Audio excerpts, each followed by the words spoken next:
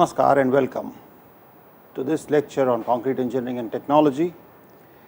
In this series of lectures, we are trying to revise fundamentals of concrete, talk about proportioning of concrete mixes, stages in concrete construction, special concretes, deterioration in concrete structures that we see around us, reinforcement of concrete structures and their maintenance.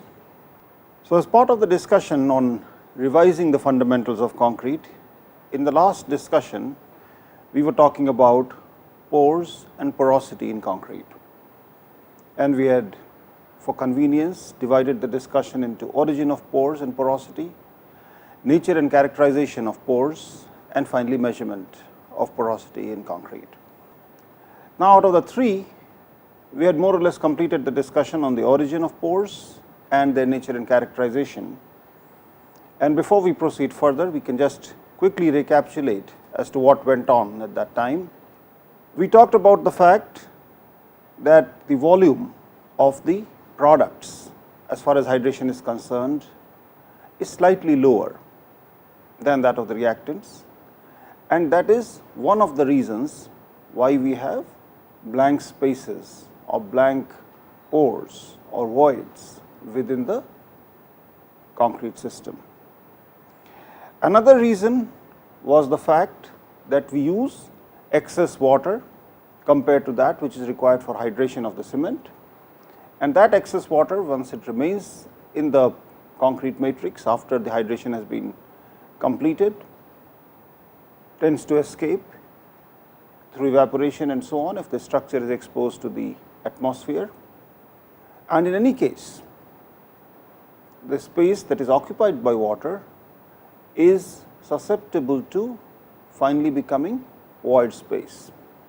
Even in cases where the structure is underwater and is not likely to be dried up, the volume of voids occupied by water surely is not solid hydration products, and at the end of it is one form of porosity. At best we can call it concrete which is saturated with water as far as the pores are concerned.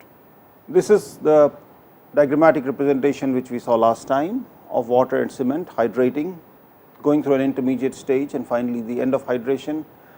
Here we have of course shown complete hydration of cement and there is no cement left, but there is always a possibility that we talked about last time that some cement may still remain at the end of the hydration process.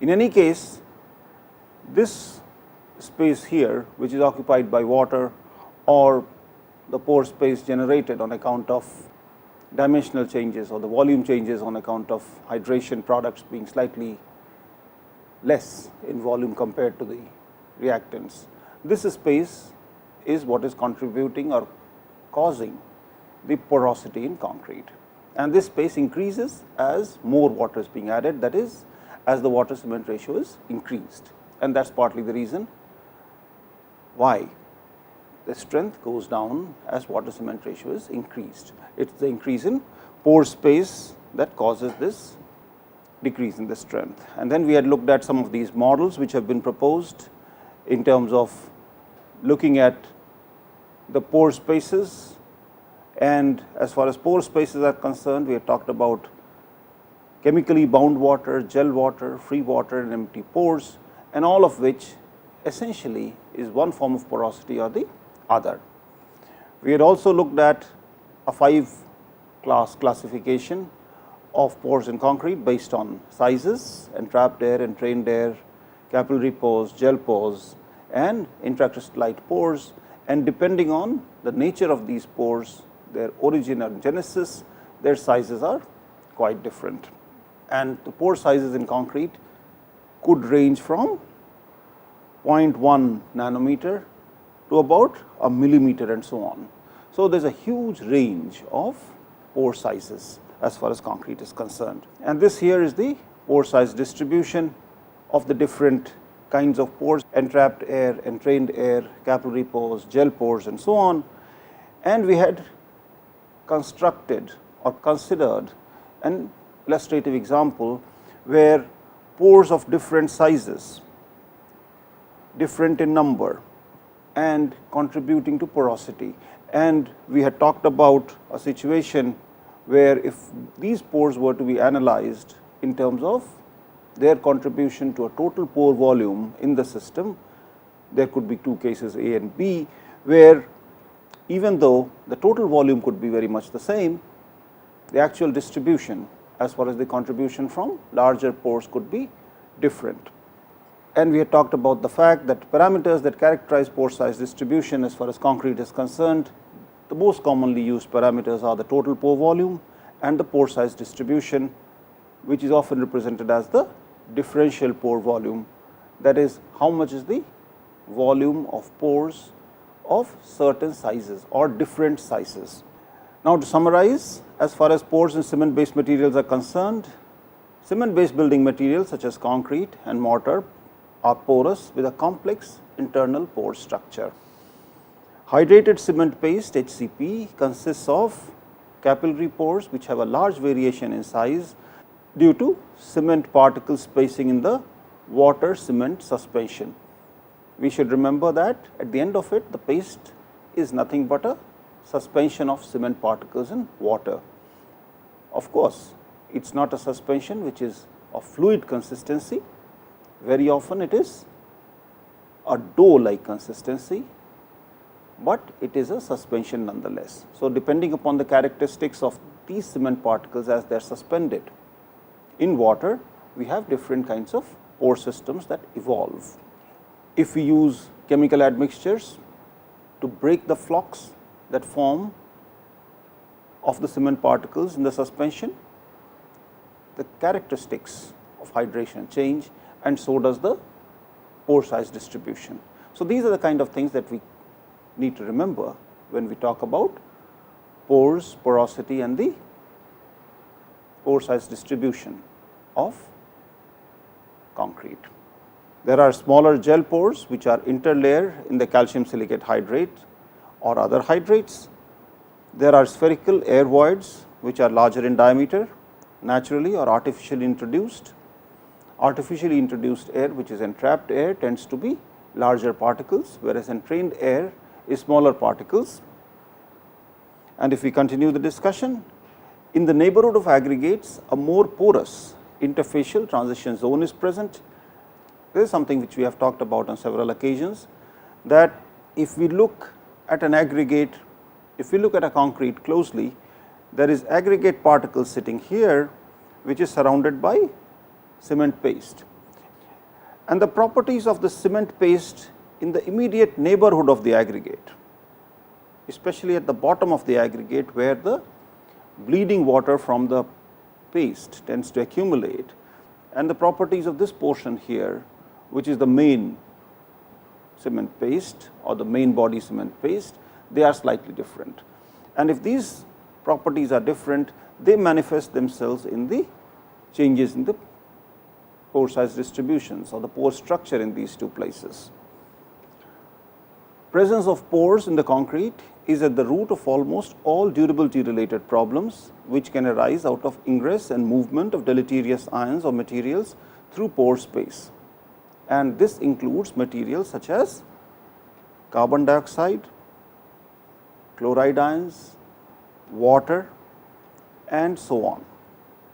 So, it is the movement of these ions through the pores that cause most of our durability problems, and therefore, it is important that as concrete engineers we understand the characteristics of the pores and the pore size distributions within the concrete. At the end of the day, concrete is not as solid as we may like to believe. Now, how does hydration come into picture as far as changes in pores and pore sizes is concerned? Hydration leads to the formation of more and more hydration products and the consumption of water. So, if there is a system where hydration is stopped, intermediate, then there is more water available to evaporate, and therefore, the porosities will be higher. The process continues over a long period of time, and that is the reason why the pore sizes and the pore distributions, they evolve over a longer period of time as far as most cements are concerned. As far as pores in concrete are concerned, hydration has two implications. It leads to a reduction in the total pore volume. So, as more hydration products are formed, they are deposited within the system and the total amount of space available for pores becomes lesser. So, the total pore volume changes, it reduces. And the second thing that happens is the refinement of pores, that is a shift in the pore size distribution. Refinement essentially refers to larger diameter pores being transformed into smaller diameter pores due to formation and deposition of more and more hydration products. So, one way of looking at this discussion could be to think in terms of a cylindrical pipe with reactive walls. So, basically as more and more hydration takes place, because the walls of the pipe are reactive, hydration products will continue to be formed and the diameter of the pipe reduces. So, there are two things that happen. One is the diameter reduces and therefore, the total free space or the pore space in the pipe reduces, and that has the implication in terms of also changing the size distribution of pores. One other concept that is very important as far as pores and porosity in concrete is concerned is that of connectivity of these pores. As far as durability related problems are concerned, it makes a difference whether the pore system in concrete is continuous and connected or it is discontinuous. Only in the event that the pore system is continuous and connected can the deleterious materials such as carbon dioxide, chlorides and so on move freely from one place to another as far as concrete is concerned, as far as hardened concrete is concerned. If the pore system was discontinuous, then the freedom or the free movement of this deleterious material is highly restricted and we have less problems even if the total pore volume was the same. Now, this concept of connectivity is very central to our understanding of any porous material, and as I discussed or explained just now, it is the connectivity that facilitates movement of material within the porous material. Now, having completed the discussion of the origin and the nature and characterization of pores, we come to the discussion on measurement of porosity in concrete. Now, and that is the central theme as far as our discussion on the subject today is concerned. Porosimetry is used to include measurements of pore size, volume, distribution, density and other porosity related characteristics of a material. So, as far as the pores in a porous material is concerned, it could be characterized by size, volume, distribution, the density and so on and so forth. So, any method that helps us better understand these characteristics of a pore system is porosimetry. And one example that we have is mercury porosimetry, and that is the method that we will talk about today. Now, let us consider an illustrative example as shown here. Consider a pore system as shown with diameters ranging from D1 to D4. So, we have pores of diameters D1 here, D2, D3 and D4 such that obviously D1 is the largest diameter and D4 is the smallest. Now, if this was the solid phase and this here represented the porous space, there is this model of the pore system of this particular sample or specimen, whatever we may call it. Now, in a 2D representation, the area and therefore the lengths. Now, if we have diameters D1 and if we have the pores measuring D1 in diameter over a length L1, we have pores of D2 over a length L2, D3 for L3 and D4 for L4. The total area here, that is this entire area, this essentially represents the porosity of the pore system. Through the back door, without explaining it too much, I have slipped in a couple of concepts here. I have slipped in the concept that the pores are different in number. If we look closely at this picture, there are these lines shown here which essentially represent, let us say, the number of pores, and their total lengths have been lumped at one place. The second thing which I have done is that I have put the largest diameter pores close to the end, and as we go inside, the pores have been taken to be of smaller and smaller diameters. Now, the importance or the implications of this model or this assumption will come out later as we talk more. The principle of mercury porosimetry, and that is the method that we are talking about, is that mercury is forced into a pore measuring a diameter d over the length L1, assuming that this is the total length of the solid. Now, this here shows the force equilibrium that we have, and finally, we have a relationship which says that the diameter of the pores that is being filled with mercury is inversely related to the pressure that is applied from outside. If we remember this, I think we will follow the discussion a lot more easily. Mercury is being forced into this pore, and the pressure that is required to force the mercury into the pore system is inversely proportional to the diameter. So, if we somehow are able to get a relationship between the diameter intruded and the pressure required, then we would be able to study the pore size distribution in materials such as this.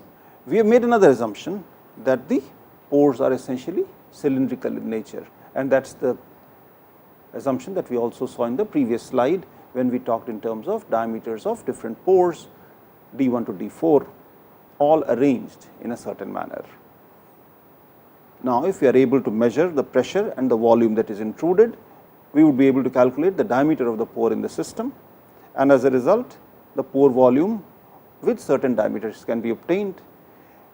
And as we have said, when the pore diameters are small, higher pressures are required to cause intrusion of mercury. Now, if we remember this part, let us look at how the system actually operates. What we do is we place samples of concrete pieces which are measuring less than a centimeter by a centimeter by a centimeter. So, they are really small pieces. We put them into this cell, what is also called a penetrometer, fill this with mercury which has a long stem. So, this is the stem of the penetrometer. We will take a look at the pictures later on, and once the cell is filled with mercury, we apply pressure, and as pressure is applied, the mercury will tend to intrude into the concrete samples or pieces, and the amount of mercury that goes into the concrete piece will obviously come from here, that is, this length will reduce. So, this is the sample which is filled with mercury, and at a certain point in time, after pressure has been applied, this amount of mercury has actually intruded into the sample. And now we can relate what pressure did we use to cause this intrusion, and since we know the pressure diameter relationship, we know that this volume corresponds to the volume of pores having a diameter d. So, this principle is the one that is used throughout the measurement of concrete pores using mercury porosimetry. What really happens is that from a low level of pressure, we go to a high level of pressure from P1 to P2 to P3 to P4, and at each of these steps, we note the volumes V1, V2 and V3, which correspond to the diameters that we have here. Now, from the equation that we have, we know that at a pressure P1, pores for diameter D1 would be filled, For a pressure P2, the pores of diameter D2 will be filled and so on. Now, as we increase the pressure from P1 to P2, all the pores between D1 and D2 will be filled. It is difficult to find out how much is the volume corresponding to a diameter between D1 and D2. So, what we get here is an average diameter of that is an average diameter corresponding to the average of D1 and D2. And if this exercise is repeated over the different pressure steps, we know the corresponding average diameters. And these results are often represented in a diagram like this, which we will study in a little greater detail, which plots the cumulative pore volume or the total pore volume with respect to the pore diameter. The principle of mercury porosimetry, therefore, is causing mercury to fill the voids in a sample by applying pressure. The pressure required increases as the diameter of the pores to be filled reduces. It is easier to fill pores of larger diameters, and that happens at lower pressures.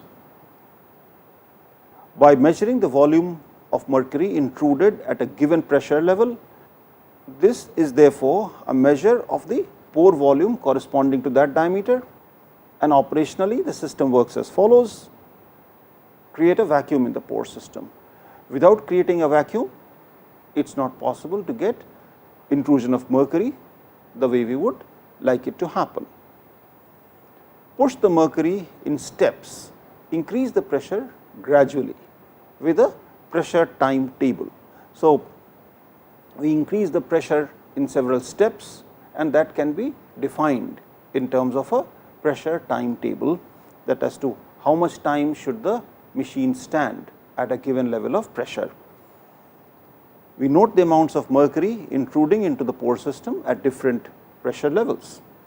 Now, this discussion is pretty similar to how we do a compression or a tension test, in which case what we do is to increase the load gradually, and we see the response in terms of the deformation of the specimen. What we really do is we have a cube or a cylinder or whatever it is, we increase this force. We keep increasing this force as a function of time and monitor the response of this specimen. How we change the force determines whether we are trying to do a force control or a displacement control test. But apart from that, at the end of it, it is a variation of the applied force with time, and that is something which we are imposing upon the specimen of concrete and monitoring its response in terms of strains. So, we do something similar here. In the case of porosimetry, the pressure is increased as an independent variable, and the response in terms of mercury intrusion is recorded at each step. So, what we really do is have a time and a pressure table. We can say that okay, for a certain amount of time the pressure will be kept at a level of P1, after which it will be increased to a pressure level of P2. After some more time, it will be increased to a pressure level of P3 and so on. These time steps can be constant or they may not be constant. They may be such that there is a feedback loop which tells the machine that, well, go to the next pressure step only after the system has become stable.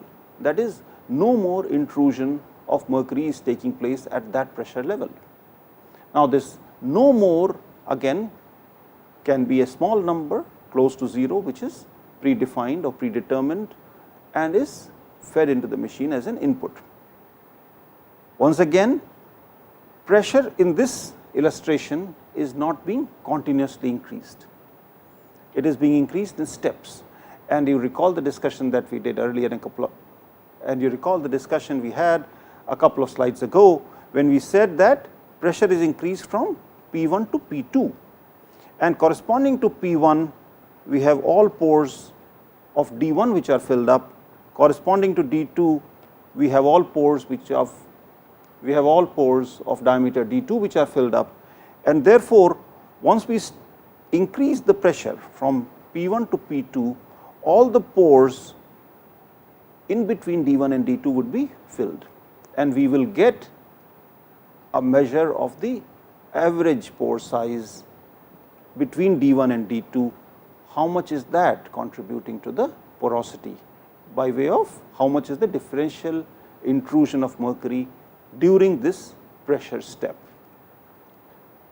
Continuing our discussion, as the pressure is increased from a lower to a higher level, the pores are filled in a sequence from larger diameters to smaller diameters. I guess now you understand what was the trick in arranging all the pores in the concrete in a sequence, with the largest pores being placed close to the surface and then arranging them in descending orders of their diameter as we go inside the concrete.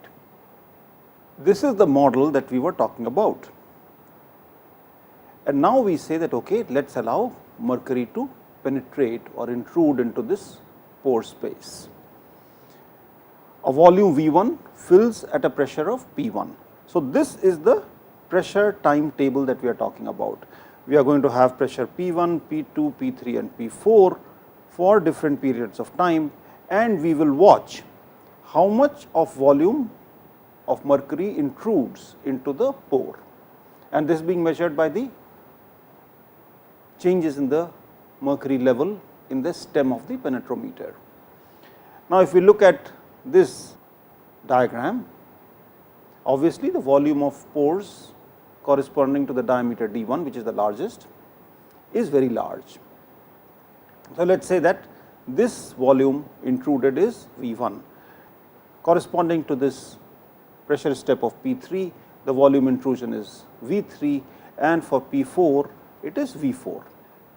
Remember that the volumes V1, V2, V3 and V4 are filled in this order, that is, first of all we have V1, then V2, then V3 and then V4 as the pressure is being increased, but the diameters that they represent is the other way around.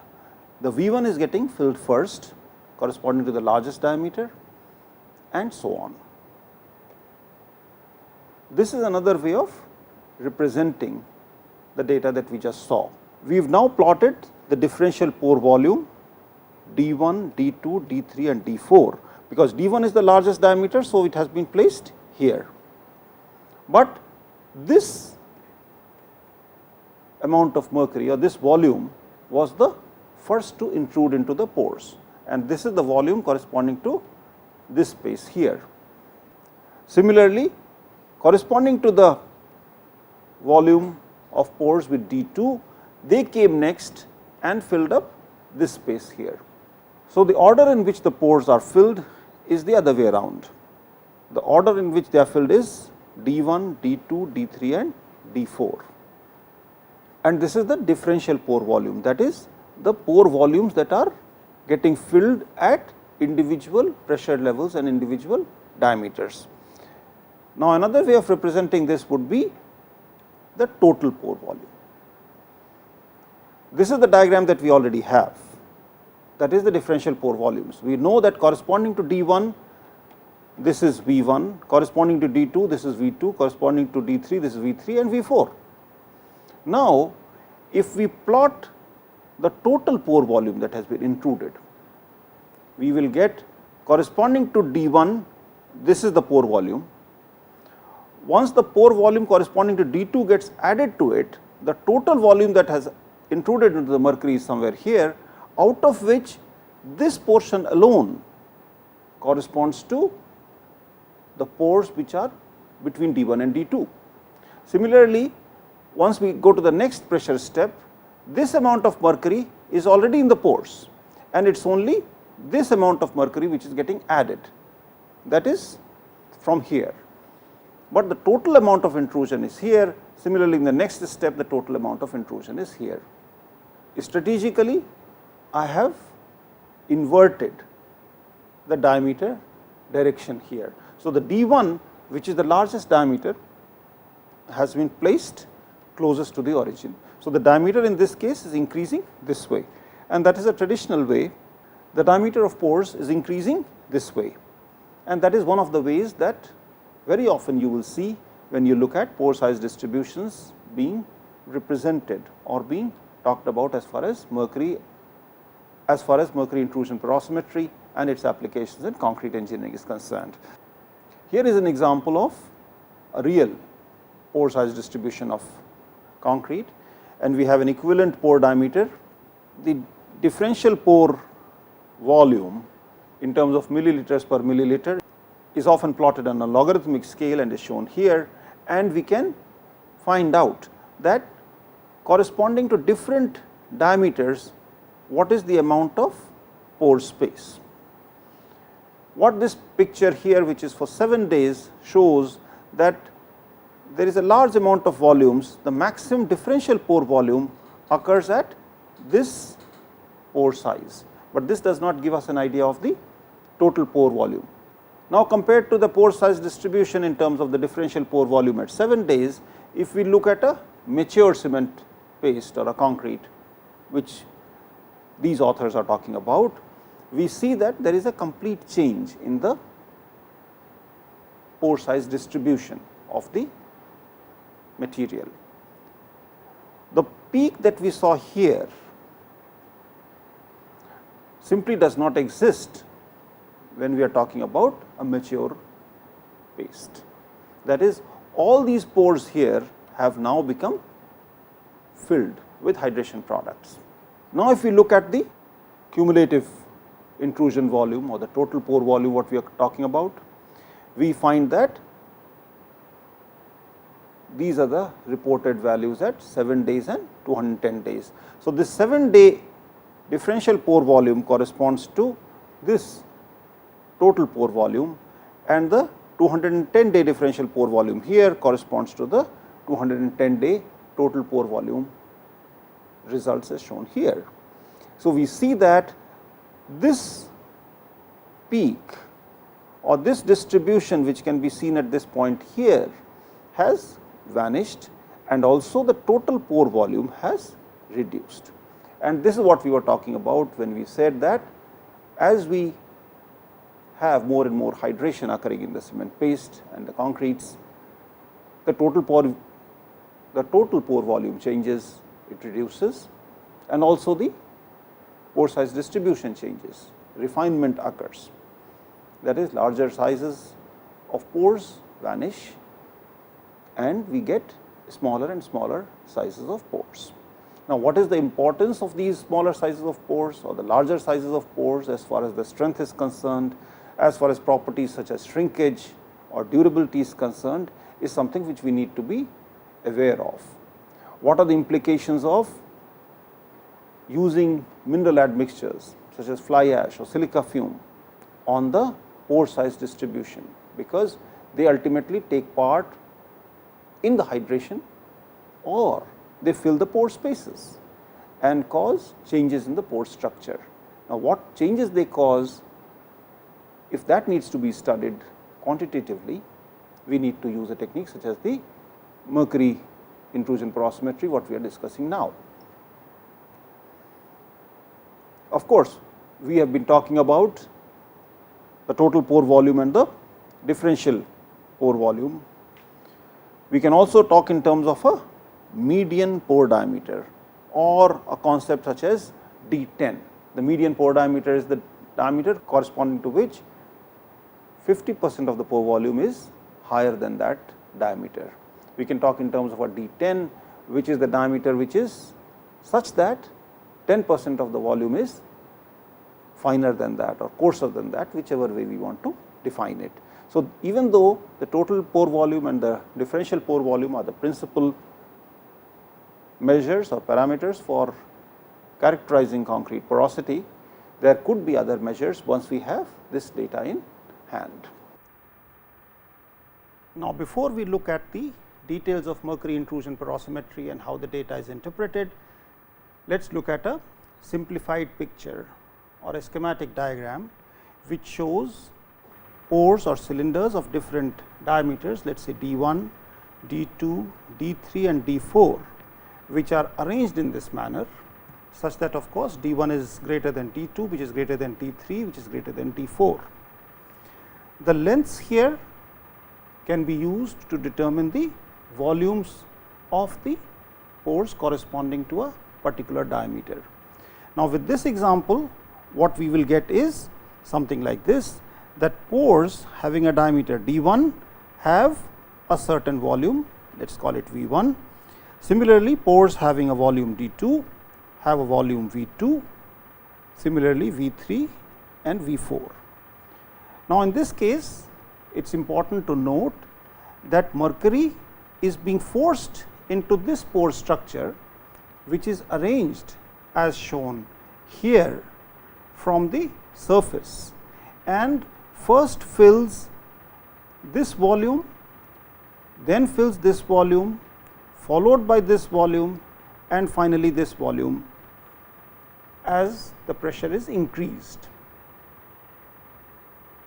This does not happen in real life. Now, if we have a system which is something like this, and that is a more realistic distribution as far as concrete is concerned, there is no way that we have a system where all the pores are at the surface, and as we go within the concrete, the pores become finer and they are waiting for us to measure the diameters and measure the amounts of volume and so on. That does not happen, and that is what is called the ink bottle effect. Now, if you remember, an ink bottle looks something like this. So, this diameter here in the ink bottle is smaller than the diameter at the bottom, and as far as mercury pores are concerned, this diameter here is larger than this diameter here. So, this picture essentially looks like an ink bottle. In a manner of speaking, these larger diameter pores are hidden behind smaller diameter pores. And now, what we are trying to understand is what are the implications of this phenomenon in terms of the mercury intrusion porosimetry. Now, this somehow is the real situation as far as the pore volumes are concerned. We have a substantial amount of pores corresponding to D1. There is this pore of D1, there is this pore of D1 and so on. So, there is a large contribution of pore volume corresponding to a size D1.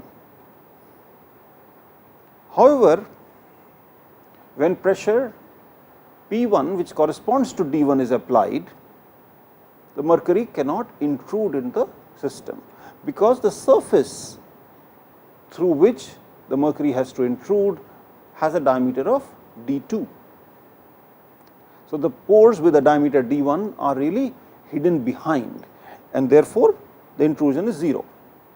Only when the pressure applied is increased to a pressure P2, which corresponds to a penetration diameter of D2, the mercury intrudes into the sample for the first time, and we get a value something like this. The mercury still does not penetrate into the next level, which is having a diameter D3 smaller than D2, and therefore requires a higher pressure.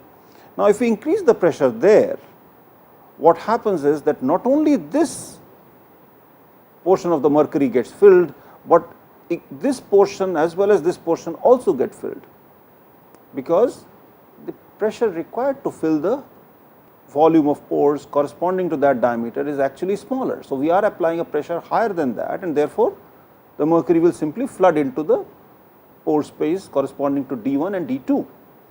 And what we will get is this amount of mercury intruded the pore sample when the pressure was P3, and wrongly tell us that the amount of pores corresponding to a diameter D3 is this value, let us say V3, whereas the actual pores of this size are only D3.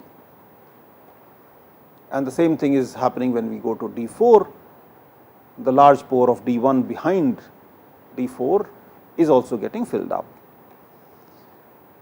This phenomenon, as I discussed, is the ink bottle effect, and when a measurement result is used, it is better to consider the ink bottle effect, but an effective treatment of this effect is not yet known. There are some researchers who are trying to understand this issue and trying to address it by saying that we have a cyclic test, that is, we increase the pressure once and then we reduce the pressure and see how much mercury actually comes out. Those are some of the ways that people are trying to address this issue of ink bottle effect as far as concrete structures are concerned. These here are pictures of the porosimetry being actually carried out.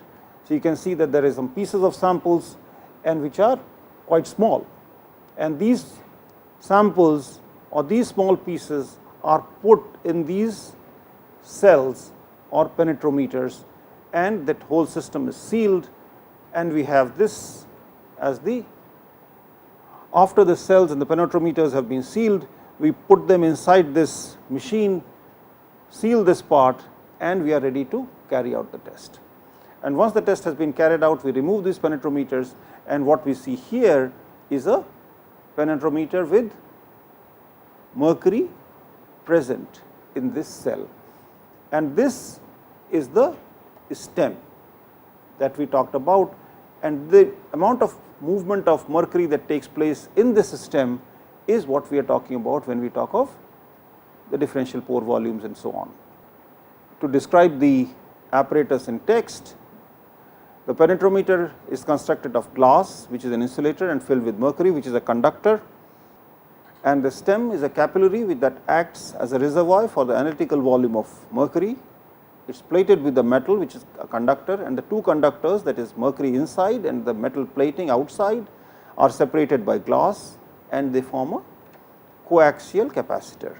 Now, as the pressure forces the mercury out of the capillary and into the sample, the mercury inside decreases, and so does the capacitance. So, it is the change in this capacitance that we monitor to understand how much is the length of mercury that has intruded, which is related to the volume of mercury that has intruded.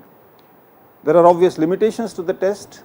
The data interpretation of mercury intrusion porosimetry is based on many assumptions on pore geometry and the interpretation of connectivity effects. Even the values for the contact angle and the surface tension cannot be considered to be very accurate, but they are just good approximations. The samples, as far as concrete is concerned, have to be dried prior to measurement, and the degree of drying strongly affects the results, and only very small samples can be analyzed, and they may not necessarily be truly representative in terms of the volume is concerned. So, you can imagine that we are trying to characterize concrete using samples which are simply too small, simply very, very small. So, as far as research work is concerned, as far as understanding of certain principles in concrete engineering are concerned, mercury porosimetry is a very good tool, but its application in the field is a far cry. Before we close our discussion, let us quickly go through some of the questions that we need to think about a little more. We could find about the equipment and the principles that are used a little more. We could collect and analyze data on pore structure in cement concrete with different cements and mineral admixtures, different ages, different curing conditions, whatever you have, and we could also study other methods for the measurement of pore sizes in cement concrete. With this, we come to an end of the discussion today. Thank you.